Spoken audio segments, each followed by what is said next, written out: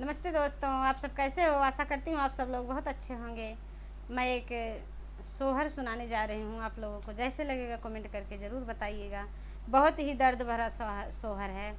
आप लोगों को कैसे लगेगा एक बार हमें ज़रूर बताइएगा आप लोगों को कैसे लगा। मोरे पीछू अरवा चेरियावा तचेरिया गर्भ से तचेरिया गर्भ से हो चेरिया दई दे तू अपना ललनवा हमारे घरे सोहर हमारे घरे सोहर हो तू ही मोरी रनिया से रनिया तू ही नी मोरी बहिनी तू ही नी मोरी रनिया हो रनिया नहीं देबई अपना ललनवा भले ही मारी जाबई हो तू ही मोरी बहिनी से बहिनी तू ही नी मोरी रनिया हो रनिया नहीं देबई अपना ललनवा भले से मारी जाबई हो रानी नहीं देबई अपना ललनवा भले से मारी जाबई हो जुटहु ना सखिया सहेलिया तहिली मिलिया बहू हो असखिया चलत्यु ना हटिया बजरिया ललन लाइया ती हो असखिया चलत्यु ना हटिया बजरिया ललन लाइया ती हो जुटहु ना सखिया सहेलिया तहिल मिलिया तहिल मिलिया हो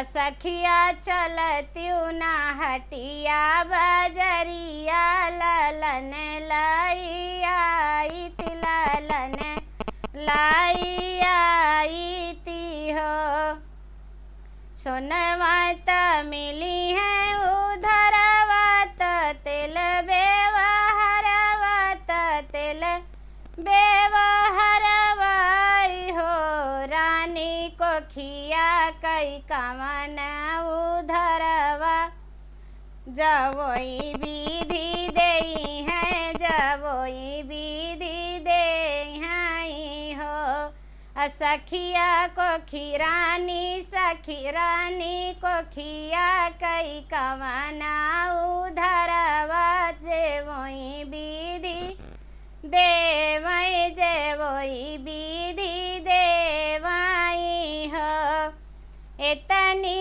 बचनी रानी सुनई त बढ़ाई बोलावई त बढ़ाई बोलावई हो बढ़ाई गढ़ी देत्या काठे कै पुतरिया त ललना खेलाई ती हो इतनी बचनी सुनई रानी त बढ़ाई बोलावई त बढ़ाई बोलावई हो बढ़ाई गढ़ी देत्या काठे कै पुतरिया त ललना खेलाई ती त ललना खेलाई ती हो बढ़ाई जे गढ़े पुतरिया उरही के लिया मैं उरही के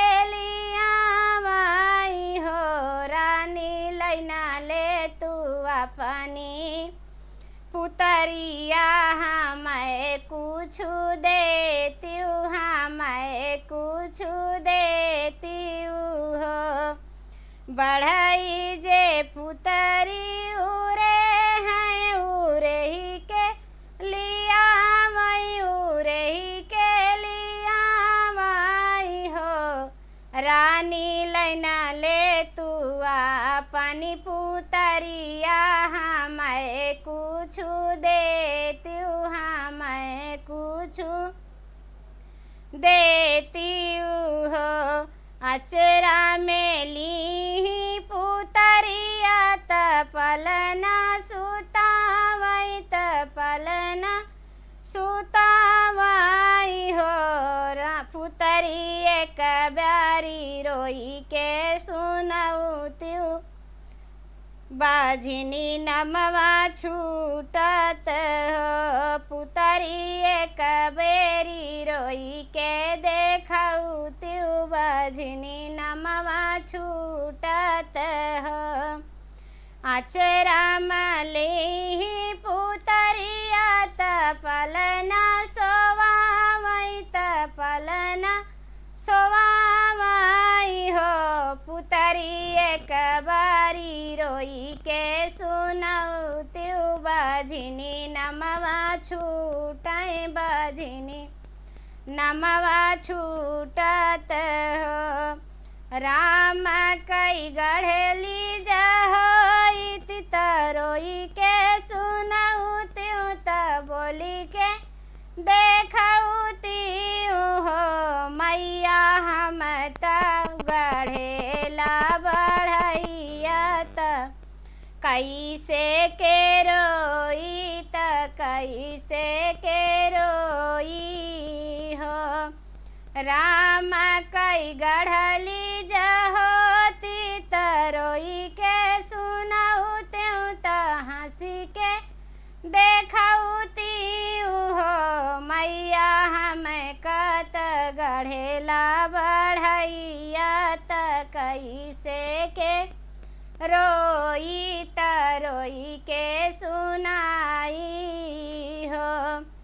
हाथे में ली तिल चौरा त सूरज मनावई त सूरज पैया लगाई हो। सखिया 8 महीना नावऊ बीत लागई त ललना जन्म ले ललना जन्म ले हो। हाथे में ली तिल चौरा त सूरज मनावई त सूरज मनावई हो। सखिया 8 महीना नावऊ लागई त ललना जन्म ले ललना जन्म ले हो। सखिया बजै लगी आनंदे बधैया उठने लगई सोहर हो। सखिया बजै लगी आंगने बधैया उठने लागे सोहर